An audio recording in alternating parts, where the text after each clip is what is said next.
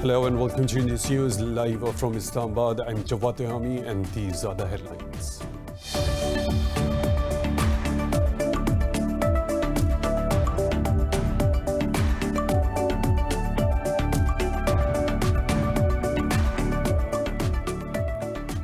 Pakistan has urged the member states of the Shanghai Cooperation Organization to oppose any illegal measures to change the status of the disputed territories. Addressing the Foreign Ministers' Council meeting of the bloc in Moscow, Pakistan's Foreign Minister Shah Mahmood Qureshi said it is imperative to identify the spoilers of the Afghan peace process.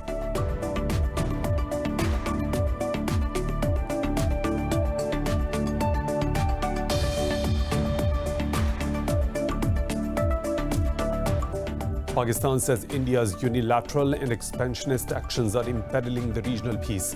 In the weekly press briefing, Foreign Office spokesperson Zahid Hafiz Chaudhry said it is imperative that China-India border issues are resolved under the bilateral agreements. He said the situation at the border validates Pakistan's concerns and demonstrates India's belligerence is a major concern for the region.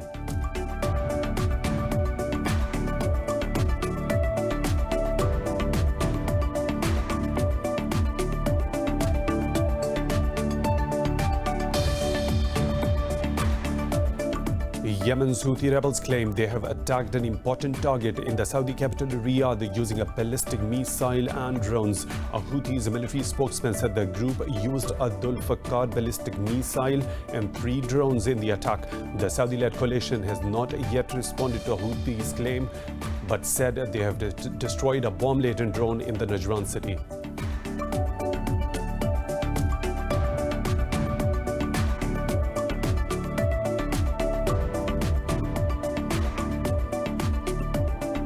China has accused the US of political persecution and racial discrimination after it revoked the visas of Chinese students and researchers. At a news briefing, China's Foreign Ministry spokesperson Zhao Lijian said Beijing reserves the right for further reaction. Earlier, the US cancelled visas of more than 1,000 Chinese students and researchers over alleged stealing of the sensitive research.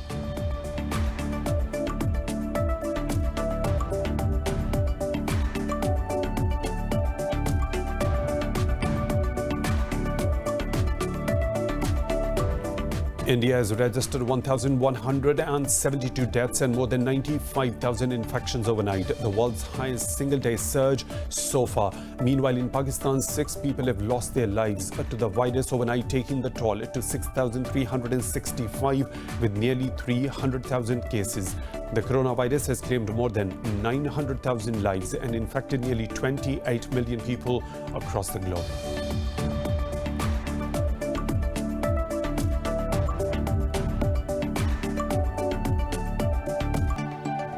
Those are the headlines and detailed stories right after a short break. Stay tuned.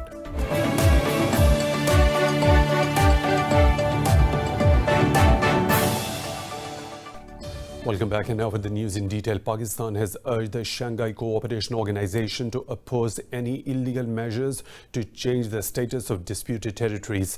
Addressing the Foreign Ministers' Council meeting of the bloc in Moscow, Pakistan's Foreign Minister Shah Mahmood Qureshi said changing the status of the disputed territories is violation of the UN Security Council resolutions.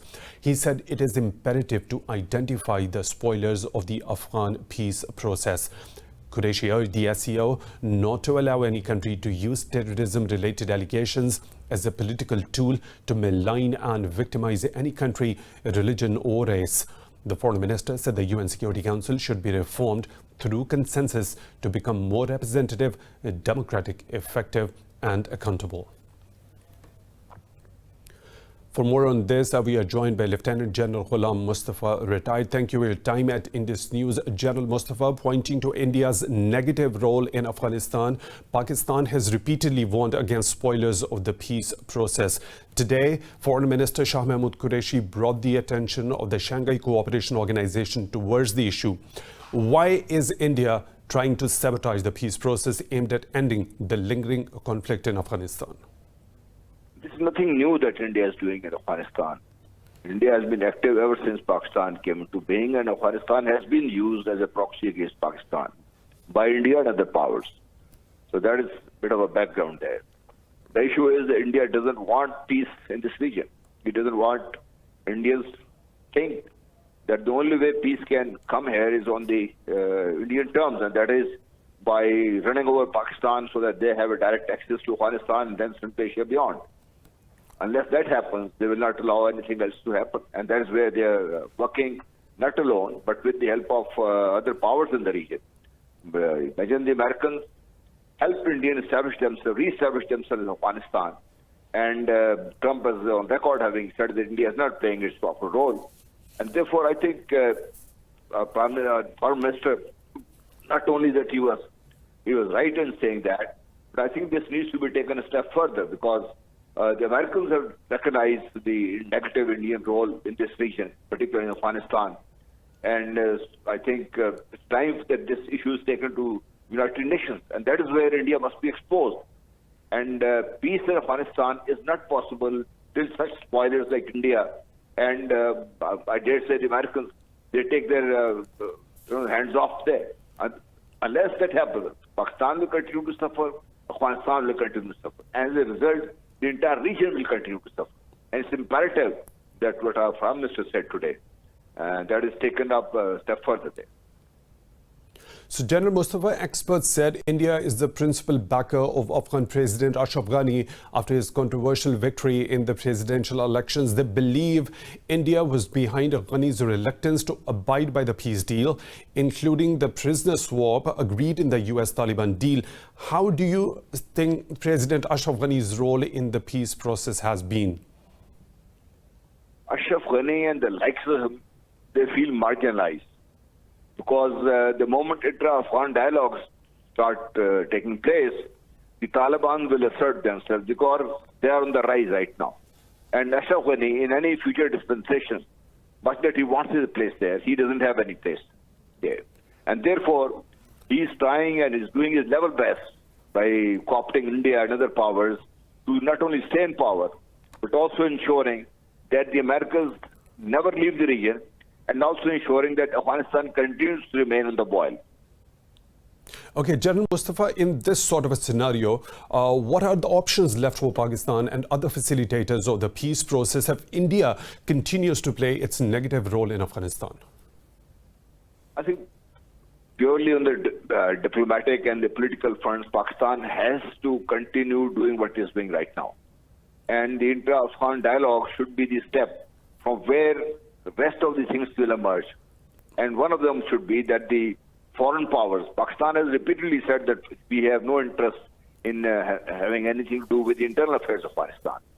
And Taliban also agree on this subject. And therefore, Pakistan must get this kind of assurance from through the intra-Afghan dialogues that all powers, any power playing a negative role in Afghanistan against any other country, that should not be allowed. That is one. Number two, taking it to UN. And number three, there are other ways to skin the cat. And you understand what I'm saying. Okay, thank you very much for taking time out for Indus News. Lieutenant General Ghulam Mustafa retired. We really appreciate that. And to talk more about this, we are joined by Lieutenant General Amjad Shuaib, retired. Thank you for your time at Indus News as well. First of all, pointing to India's negative role in Afghanistan, Pakistan has repeatedly warned against violence. And today, Foreign Minister Shah Mahmood Qureshi also brought this to the attention of the Shanghai Cooperation Organization towards the issue. So the question is, what is actually the aim of India when it tries to spoil the lingering process over there in Afghanistan? See, I think it is a good step that Shah Mahmood Qureshi has mentioned this thing at a platform where other countries will also know. I think it should be known to the entire world, and should keep on mentioning it on every forum, because it's a very serious threat it is developing in Afghanistan, threat to the peace process.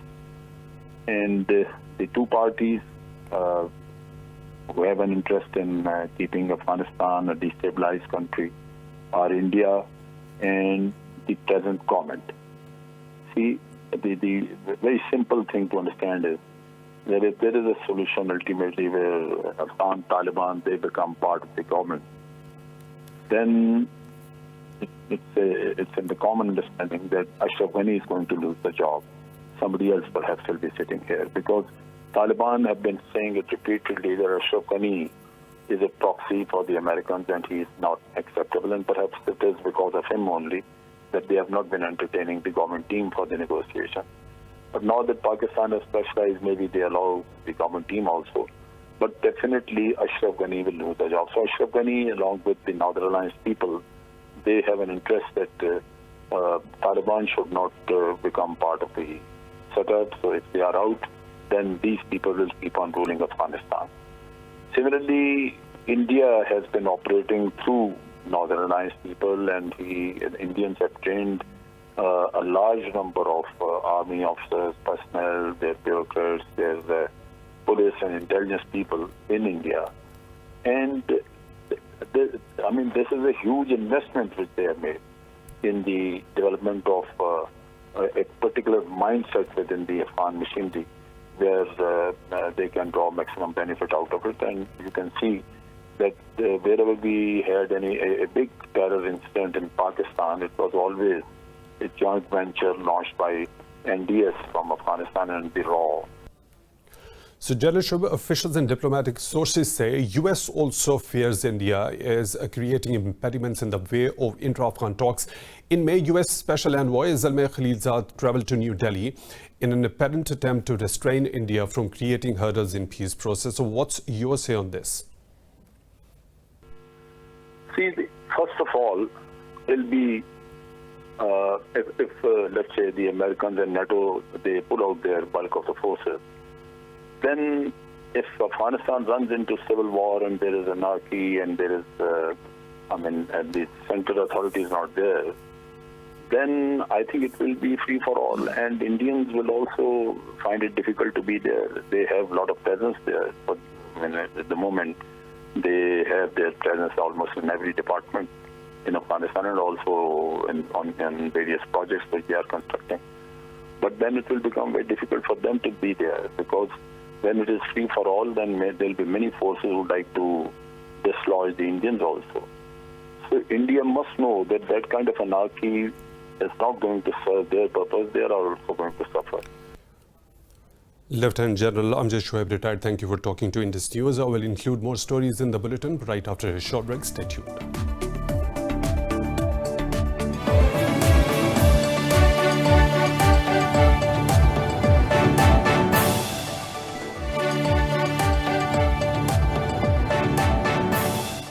The Pakistan Army says unfortunate rise in violent incidents on both sides of the Pakistan-Afghanistan border is meant to derail the Afghan peace process. In a tweet, the military's media wing said Pakistan believes that both the countries deserve peace and progress. It said Pakistan and Afghanistan will jointly defeat spoilers of the peace process. In his speech on the 13th of August, the military's media wing spokesman Major General Babar Iftikhar pointed to India's involvement in destabilizing peace in the region.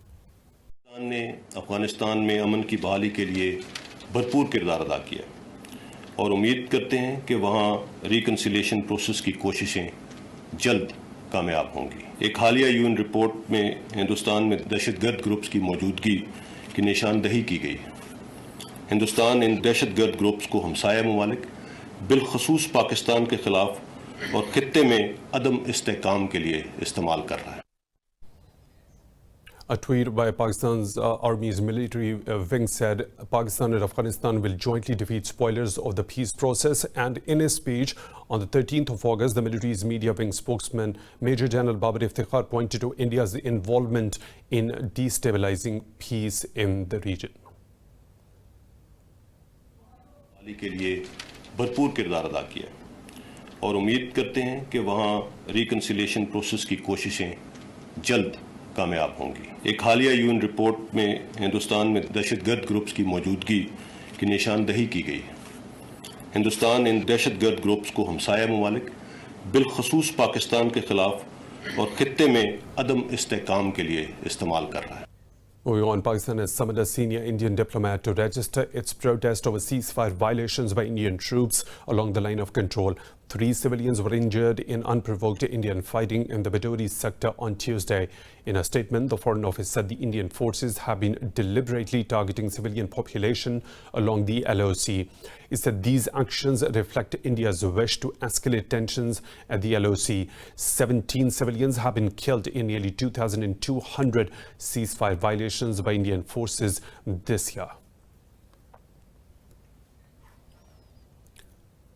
2 Indian commandos and 5 Maoist fighters have been killed in a gunfight in the eastern state of Odisha. Police said the SOG commandos of the Indian Army came under fire during an intelligence-based operation against the fighters in the Kalahandi district. They said 6 weapons and Maoist literature were recovered from the spot, while further combing operations are underway. This is the 3rd such anti-Maoist operation in the same forest area since July. Kalahandi is among the 10 districts in the state with Maoist presence. Iranian armed forces have begun an annual naval exercise near the strategic Strait of Hormuz. State media said the units from the Navy, Air Force and the ground forces are taking part in the drills. It said submarines and drones are also being used to test missiles and torpedoes. Military Commander Admiral Habibullah Sayyari will head the annual drills. Addressing the opening ceremony, Sayyari said the exercises are aimed at improving readiness in confronting foreign threats. India has registered 1,172 deaths and more than 95,000 infections overnight, the world's highest single-day surge so far. The coronavirus has claimed more than 900,000 lives and infected nearly 28 million people across the globe. More in this report. The new coronavirus is showing no signs of abating in India. The country has become the virus epicenter with more than 75,000 total deaths and over 4.4 million positive cases. The virus is now spreading through the Southeast Asian region, shutting down Indonesia's Jakarta. The capital has announced to reinstate restrictions similar to those imposed from April until June. Right now, we are in an emergency situation, more pressing than before the start of the pandemic. Therefore, do not leave homes unless you are forced to, and do not leave Jakarta when it is unnecessary. Europe is reconsidering imposing travel restrictions as the disease returns in number to France, Italy, Spain and the UK. In Australia, unrest and frustration is growing over lockdown and nighttime curfew in the state of Victoria, where cases refuse to go down. Australia's Prime Minister Scott Morrison says he had booked a massive stash of vaccine ahead of the time to give his countrymen hope. They need some hope today, and particularly in Victoria they need some hope today. And so that is what we're here to deliver today. Today we take another significant step to protect the health of Australians against the coronavirus pandemic. A $1.7 billion agreement for the supply and production of more than 80 million vaccine doses. Japan is considering lowering the alert level in the capital Tokyo because of a considerable reduction in cases. Meanwhile, South Korea continues to grapple with new clusters, adding to the community in the country. In Pakistan, the number of active COVID-19 cases has reduced to 5,540. The Health Ministry says nearly 288,000 patients have recovered so far. The ministry said the country's death toll rose by 6 to 6,365. It said 441 people tested positive for the virus in the last 24 hours, taking the count of confirmed cases to over 299,000. Sindh remains the most affected province with over 131,000 infections, while Punjab has reported more than 97,000 cases so far.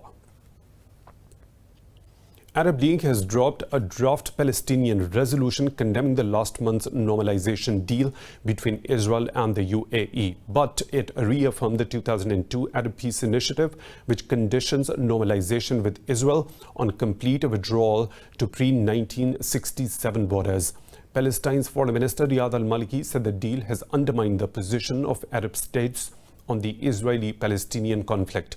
Saudi Arabia's foreign minister called for the establishment of a Palestinian state along the 1967 borders, with East Jerusalem as its capital. Faisal bin Farhan Al Saud said Riyadh supports all the efforts to reach a comprehensive solution to the dispute. Secretary of State Mike Pompeo has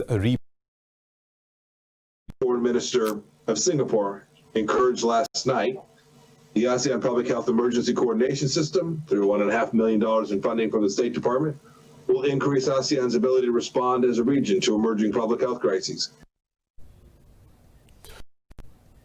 Russia, Japan, Australia, South Korea and India also joined the event hosted by Vietnam that will include a 27-nation security forum.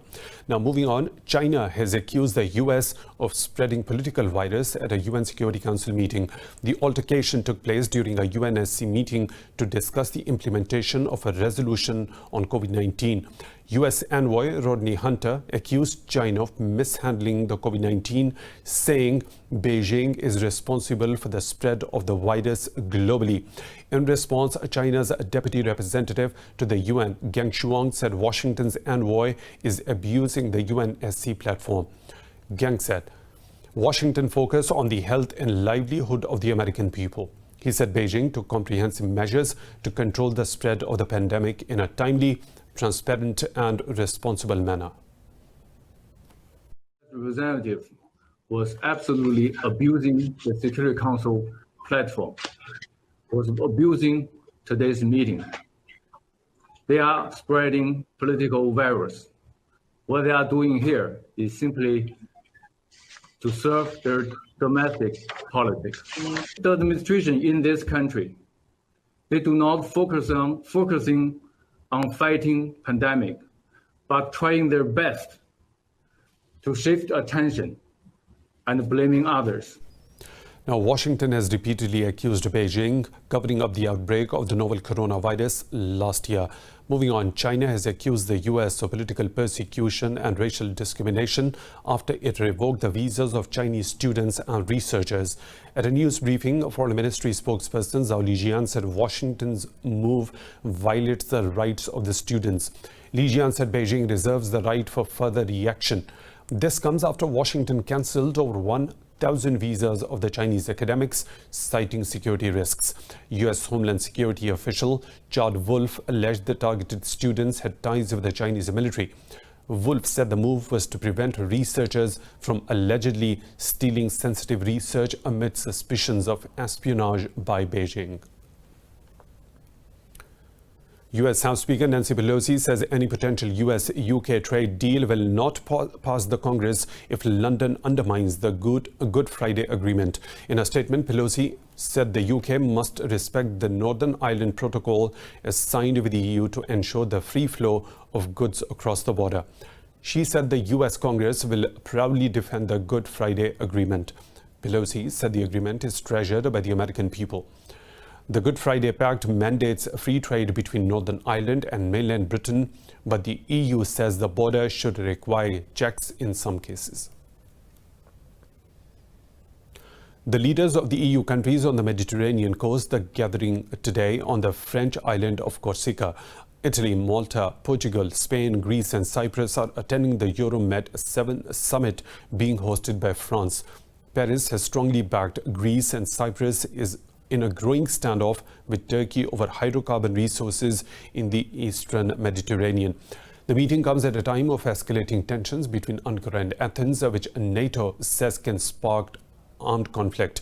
French Presidential Office says the Euromed 7 talks aimed at making progress on building a consensus over the EU's relationship with Turkey. It also said France wants a clarification in relations with Ankara, which should be an important partner. More stories to follow, but right after a short break. Stay tuned.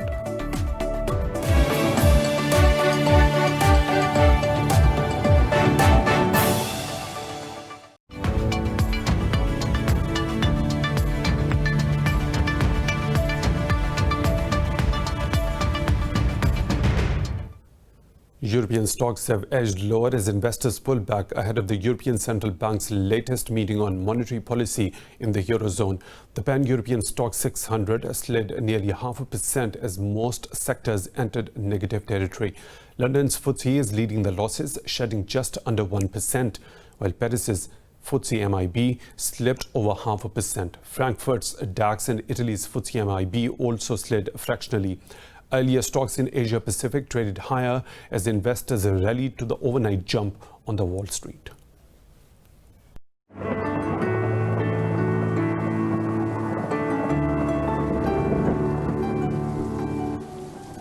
And now the weather situation from around the globe.